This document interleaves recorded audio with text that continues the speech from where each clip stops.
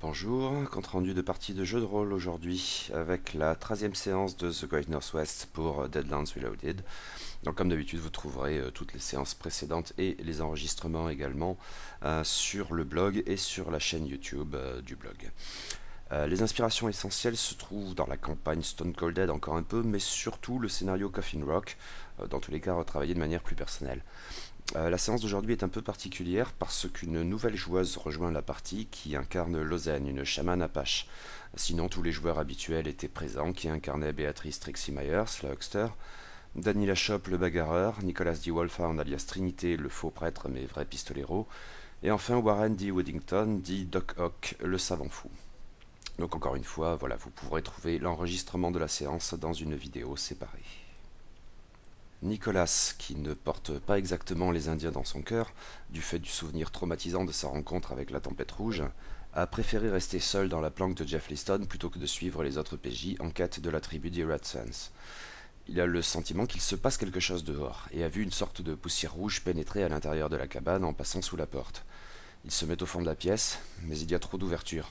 Il entreprend de calfeutrer et barricader portes et fenêtres, car dehors le sable rouge, dans une région où le sable n'est pas si commun, semble se mouvoir tout autour de la cabane. Cela lui fait penser à la tempête rouge, forcément, mais le format est tout autre. Il y a de temps à autre des bourrasques contre la porte, violentes, mais pas à même de la défoncer.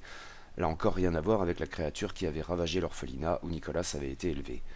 Cependant, quelques coups d'œil à la fenêtre lui donnent l'impression que tourne autour de lui comme une sorte de petite tornade de sable rouge, en gros à l'échelle humaine, et dont les mouvements ne sont clairement pas naturels mais laissent supposer une forme de conscience. Au campement des Red Suns, Danny a pris un méchant coup en combattant le brave que le jeune chaman Flying Shadow avait désigné comme son champion. Mais Béatrice a remarqué que le chaman assistait magiquement son poulain. Et elle ne manque pas de le dénoncer au chef des Red Suns, Lone Hawk, lequel se rend compte qu'elle a raison. Les Indiens se plaignaient de la mauvaise magie du vieux chaman attaché au poteau. Mais cette tricherie, est-ce cela la bonne magie? Flying Shadow connaît sans doute quelques mots d'anglais, mais s'adresse dans sa langue seulement à Lone Hawk. La Huckster avait déjà pu remarquer que ce dernier n'aimait pas beaucoup le jeune homme, même s'il s'était rallié à son idée de faire périr le vieil homme attaché au poteau. Elle ne comprend pas les paroles échangées, mais la colère et l'agacement du chef se lisent sur ses traits. Béatrice juge plus sage de ne pas intervenir davantage pour l'heure. Mais Danny, lui, même bien sonné, ne manque pas de s'en prendre à son adversaire, qu'il ignore royalement. La discussion entre le chef et le jeune chaman s'envenime visiblement sans qu'il soit besoin de comprendre leurs paroles. Lone Hawk finit par gueuler plus fort que les autres pour mettre un terme au débat, et l'air furibond, il se rapproche du brave qui avait affronté Danny et lui assène un violent coup de tomahawk sur le crâne. Le cuir chevelu est entamé, du sang ruisselle sur le front du combattant, et le chef, dans sa langue puis dans un anglais un peu approximatif, dit « Maintenant vous êtes à égalité, battez-vous ».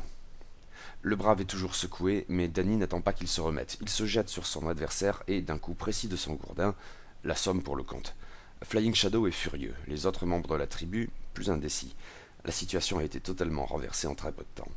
Mais les aînés de la tribu interviennent dans leur langue et on devine sans trop de peine qu'ils appuient la décision du chef Lone Hawk et indirectement la victoire du bagarreur. Le vieil homme attaché au poteau regarde la scène avec un sourire un peu narquois. Danny s'assied à côté de son adversaire inconscient et laisse les autres gérer la situation avec davantage de diplomatie. Béatrice retourne auprès de Lone Hawk, pas fâché d'avoir rabattu son caquet au jeune chaman. Mais il n'aime pas pour autant le vieux chaman Navsa Darkness, dont il est convaincu que la mauvaise magie leur a attiré toutes ces misères. La Huckster croit cependant que le vieil homme pourrait être utile pour régler la situation. Qui lui a dit ça? Sans hésitation, elle répond qu'il s'agit de Mortimer Stelias. Le chef fait la moue, l'homme blanc qui nous a volé nos terres. Mais le combat a décidé du sort du vieil homme, non? Il va les suivre pour l'heure. De toute façon, la tribu voulait qu'ils s'en aillent. Après, ils en feront ce qu'ils voudront. Danny appuie la suggestion de Béatrice. C'était le meilleur choix car, au fond, c'est une bonne manière de régler le problème de la tribu.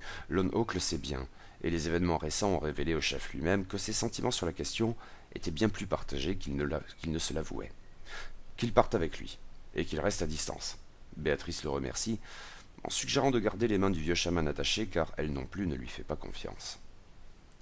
Nicolas, dans la cabane de Jeff Liston, est assiégé par la tornade, mais il jette régulièrement un coup d'œil par les fenêtres et, du côté ouest, il aperçoit une indienne sur un cheval et elle a l'air étonnée par le spectacle auquel elle assiste, mais pas véritablement stupéfaite pour autant. Il s'agit bien sûr de Lozen qui, depuis l'Arizona, a régulièrement aperçu ce genre de phénomène ou en a relevé les signes sans qu'elle puisse se les expliquer. Mais la tornade aussi l'a repéré et se déplace aussitôt dans sa direction, tandis que Nicolas insulte l'Indienne qu'il rend responsable de tout ça. Lozen, surprise, est bientôt englobée par la tornade, et le vent tourbillonnant chargé de sable rouge lui inflige des dégâts cinglants. Mais elle se reprend aussitôt et cherche à se dégager avec son cheval, même si ce dernier conserve étrangement le calme, cela n'a rien d'évident. Et la tornade s'adapte à leur déplacement. Mais l'Indienne fait appel aux esprits. En manipulant les éléments, l'air en l'espèce, elle crée un courant qui tend à disperser la tornade. Nicolas, ayant constaté que la tornade attaquait l'Indienne, met ses préjugés raciaux de côté pour l'heure. Il sort de la cabane de Jeff Liston et se précipite en direction des combattants. La tornade se reconstitue, mais les PJ ont pu entreapercevoir, l'espace d'un instant, une sorte de serpent flottant au cœur de la tornade. Nicolas assène un coup au cheval pour qu'il fuit. Mais il supportait la tornade, ce n'est pas un coup de poing qui va lui faire perdre ses moyens. Reste que Lozen a vu un homme blanc en tenue de prêtre, une grande croix dans le dos, frapper son cheval. L'Indienne maintient sa médecine tribale. La tornade peine à se reconstituer véritablement. Nicolas, lui, dégaine un de ses pistolets et tire au pif. Dans la tornade, par quelque miracle, la tempête se dissout aussitôt. Le serpent au cœur de la tempête a été abattu, le courant d'air suscité par Lozen ayant permis de l'atteindre. Nicolas vide son chargeur sur la créature qui est tombée par terre. Lozen en est stupéfaite. Est-il fou? Autant dire que leurs premiers échanges sont rugueux. L'Indienne remercie cependant le faux prêtre qui, même bougon, l'invite à le suivre dans la cabane de Jeff Liston. Mais la santé mentale du pistolero a effectivement de quoi la rendre perplexe. Il ne cesse de marmonner que ça ne peut pas être un petit serpent qui a bousillé tout un orphelinat et tué tous ses occupants. Retour chez les Red Sons. Le vieux chaman est bien Laughs Darkness, l'homme qu'avait mentionné Mortimer Stelias, celui qui pourra renseigner les PJ quant au nom du Manitou qui sème le chaos à Crimson Bay. Il arbore en permanence un petit sourire narquois qui a quelque chose de profondément agaçant. Danny a bénéficié de quelques soins. En échange, il a offert un peu de gnôle aux Red Sons qui se sont occupés de lui, lesquels ont pris soin de vérifier que leur chef ne les surveillait pas avant d'accepter. Lone Hawk, justement, est assez pressé qu'ils s'en aillent tous avec le vieux chaman.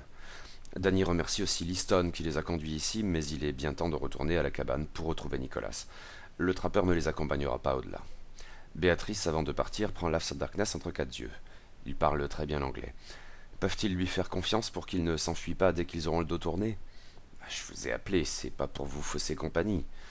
Il est déçu que Rafaela ne soit pas avec eux, d'ailleurs. Mais ce bon vieux Lone Hawk est un peu nerveux, mieux vaudrait parler de tout ça ailleurs. Ils prennent la direction de la cabane de Jeff Liston. Laughs Darkness, tout âgé qu'il soit, est visiblement habitué aux longues marches dans la forêt.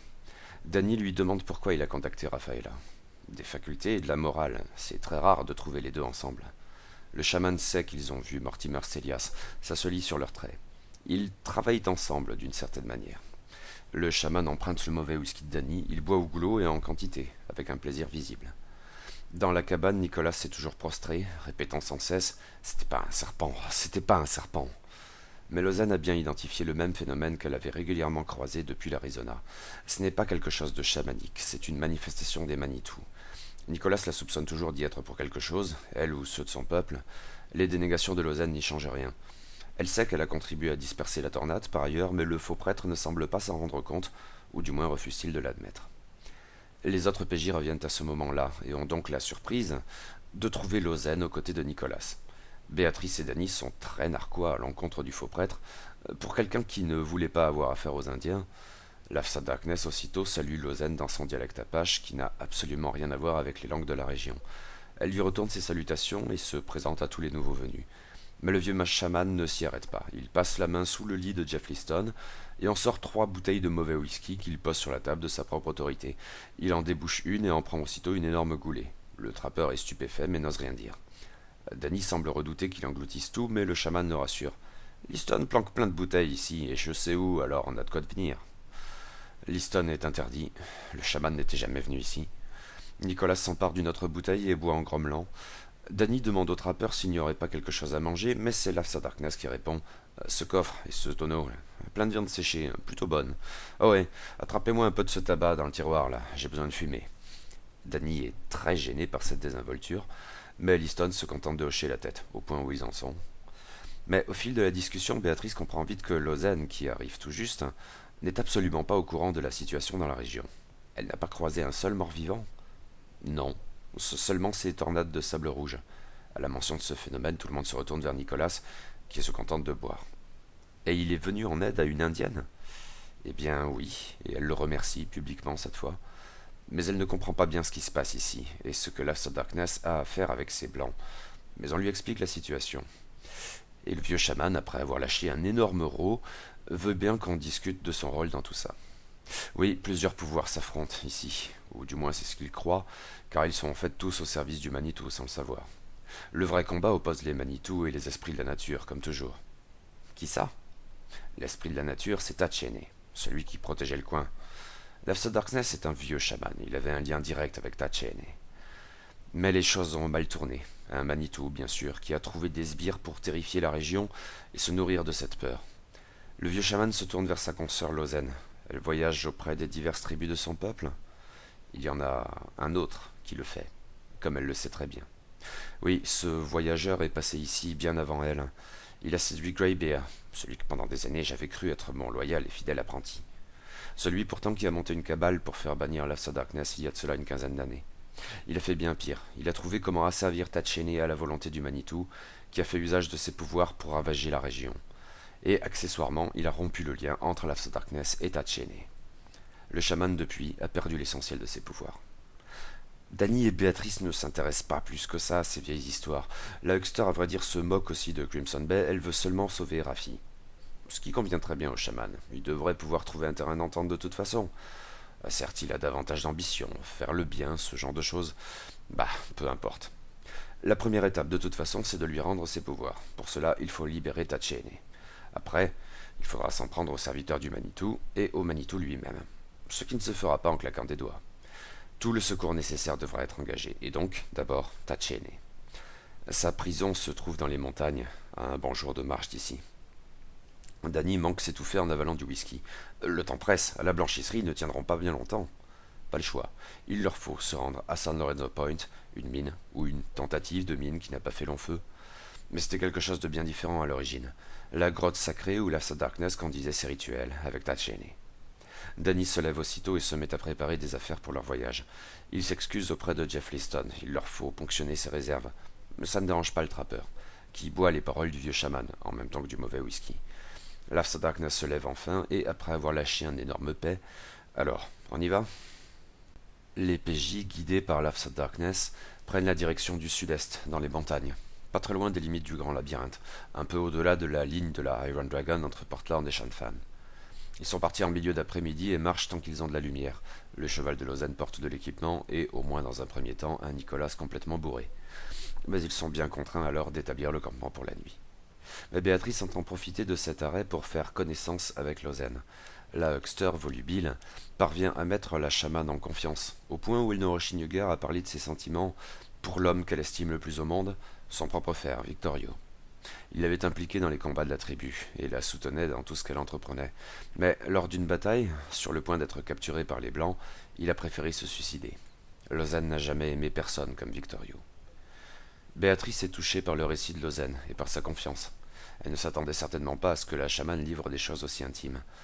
En fait, le sort des Indiens ne la laisse pas indifférente. Elle admire leur liberté. Elle a vécu dans une ville fortifiée, assaillie par des Indiens, à vrai dire. Mais qu'importe pour la Huckster. Blanc ou indien, les hommes sont tous les mêmes. Elle l'a constaté là-bas. Depuis, comme la chamane, elle voyage sans cesse. Peut-être trouvera-t-elle un jour un endroit où s'installer, et où elle vivrait de ses propres moyens. À vrai dire, franche du collier, elle dit à Lausanne que la mort de Victorio, tragique sans doute, a pu contribuer à la libérer.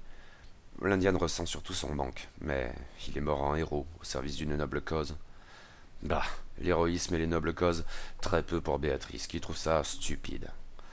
Lausanne demeure diplomate, mais la remarque de Huckster l'a probablement vexée. Elle n'est pas soumise à quoi que ce soit, sinon aux esprits de la nature. Mais Béatrice lui rappelle qu'ici et maintenant, ce sont les Manitou qui règnent. La chamane décrit l'asservissement de Tachene comme un enfer. L'enfer, oui, ils sont en plein dedans. La nuit se passe bien. Des tours de garde ont été organisés, mais aucune menace ne plane sur le camp. Ils se lèvent tôt pour reprendre leur route. Ils doivent gagner au plus tôt la mine de San Lorenzo Point. L'After Darkness continue de les guider dans les forêts et les contreforts des montagnes. Ils ont bien 10 heures de marche à accomplir. Les PJ finissent par arriver à destination. D'abord le minuscule hameau de San Lorenzo Point, construit à la hâte par la Parker & Sons Mining Company, en quête de roches fantômes, et déserté plus vite encore si c'est possible, le filon ne s'avérant pas assez rentable. La mine se trouve quelques centaines de mètres plus loin et plus haut. On y accède par des corniches relativement étroites. Des travaux avaient été engagés pour charrier le minerai extrait de la mine, mais ils ne sont pas allés bien loin et le manque d'entretien leur a fait du tort. L'After Darkness sait-il à quoi s'attendre? Peut-être. Fedor, le type qui a réveillé ses hordes de morts-vivants. Le chaman n'en était pas certain au départ, mais il est maintenant convaincu qu'il est passé par là. C'est un lieu de pouvoir. Et il y a des traces indiscernables pour qui n'est pas suffisamment avancé dans la connaissance des arcanes. Nicolas fouine, quoi qu'il en soit, dans le hameau. Pas grand-chose à signaler, si ce n'est du matériel pour la mine qu'il aurait été trop coûteux de rapatrier, et des pioches et des pelles à foison. Non, pas de dynamite. Des lampes, par contre, avec un peu d'huile. Ce sera indispensable à l'intérieur de la mine. Les PJ gagnent les hauteurs, la mine à proprement parler. Y accéder n'est pas si évident, mais ils y parviennent. À peine arrivés à la double entrée dans la falaise, ils entendent une voix faible en provenance de l'intérieur qui appelle à l'aide. Danny fonce aussitôt dans l'obscurité, les autres se montrant plus prudents. Sauf Warren, à vrai dire, mais c'est qu'il ne prête pas attention aux appels au secours. Il examine minutieusement la mine, les étais, les filons vite épuisés de roches fantômes. Mais Danny parvient à situer la provenance des gémissements, un boyau vers le nord-est. Il s'y rend aussitôt et appelle les autres. Il est tombé sur un corps d'un homme noir baignant dans une flaque de sang. Il s'est même demandé s'il ne s'agissait pas d'un cadavre, le corps étant immobile, mais au bout de quelque temps, il est agité de soubresauts et appelle à l'aide d'une voix très faible. Lausanne rejoint Danny. Elle se penche aussitôt sur le corps et essaye d'examiner ses blessures, mais il y en attend que toute tentative de soin serait vaine. Nicolas suit, l'arme en main, puis Béatrice, qui reconnaît Cordel, le chef de la communauté des anciens esclaves. Danny lui donne à boire, de l'alcool, ça guérit tout. Béatrice va chercher Warren, mieux vaut ne pas se séparer dans ces conditions. Un examen plus approfondi de la part de Lausanne révèle que Cordel a perdu beaucoup de sang, à cause de nombreuses griffures partout sur son corps. Danny lui demande ce qui s'est passé. Cordel parvient à ouvrir les yeux et à les poser sur le bagarreur. Mais si celui-ci met en avant que ses amis et lui avaient aidé les anciens esclaves à la communauté, Cordel, lui, ne retient qu'une chose. Vous étiez avec le shérif. Mais peu importe. De toute façon, Fedor n'est plus là. Il continuera de venger les anciens esclaves. Danny ne comprend rien à ce qu'il raconte, mais Cordel explique à grand-peine qu'il avait suivi Fedor ici. Ça devait être une bonne planque. C'était la pire de toutes. On a été trop généreux. On a entendu les appels à l'aide. Comme vous avez entendu les miens. Tombés dans le même panneau. Un appât. Danny se redresse aussitôt et scrute les environs, Nicolas de même. Le sixième sens de ce dernier, dont dispose également Lausanne, lui permet de repérer du mouvement dans un boyau prenant la direction du sud. Danny hurle pour que Béatrice et Warren fassent attention, mais n'est-ce pas trop tard? Un colossal loup-garou déboule dans la salle. Par chance, l'étroitesse des boyaux joue contre le loup-garou, mais il demeure un adversaire redoutable. Lausanne fait les frais de son premier assaut, qu'il envoie voltiger contre une paroi. Béatrice se rapproche du combat en augmentant magiquement sa compétence de tir. Danny écarte Lausanne pour atteindre le loup-garou, mais le secoue à peine. Nicolas vise la tête et touche. Une partie du crâne de la créature explose, mais se régénère aussitôt. Le faux prêtre hurle aux autres de s'enfuir. Un nouveau coup de gourdin de Danny ne produit pas davantage de résultats, mais la riposte du loup-garou se contente de le secouer. Nicolas tire à nouveau et fait de lourds dégâts, mais la régénération vient à nouveau les annuler immédiatement. Lausanne et lui connaissent les légendes sur les loups-garous. Il faut de l'argent ou de la magie pour les abattre. Mais Béatrice veut au moins gagner du temps et en donner aux autres. Elle vide son chargeur sur le monstre, qui est réduit à l'état de charpie. Mais le processus de régénération débute aussitôt. Il prendra cependant davantage de temps vu l'état dans lequel se trouve le loup-garou. Cela leur ménage quelques précieuses secondes pour s'enfuir. Ou pour tenter des choses bizarres. Warren a la vieille montre en argent de son père. À l'aide de son bras mécanique Roseline, il l'enfonce dans le corps en charpie du loup-garou. Il sait que cela ne suffira pas. Mais en y ajoutant des éclairs de son autre bras, Hippolyte, ça marche. La montre a interrompu le processus de régénération et les éclairs ont pu faire suffisamment de dégâts pour que ce processus ne reprenne jamais. L'After Darkness, qui avait pris son temps, les rejoint une fois le loup-garou vaincu. Cordel est mort le temps qu'il arrive. Danny, furieux, roue de cadavres de coups, ce qui n'échange rien, mais ça le défoule. Il considère maintenant Cordel comme un, sinon le responsable de l'invasion de zombies. Mais le vieux chaman indien a d'autres préoccupations. Sans s'intéresser le moins du monde à ce qu'ont vécu les PJ, il se contente de leur indiquer un boyau vers le sud. C'est par là. Et il s'y engage. À suivre.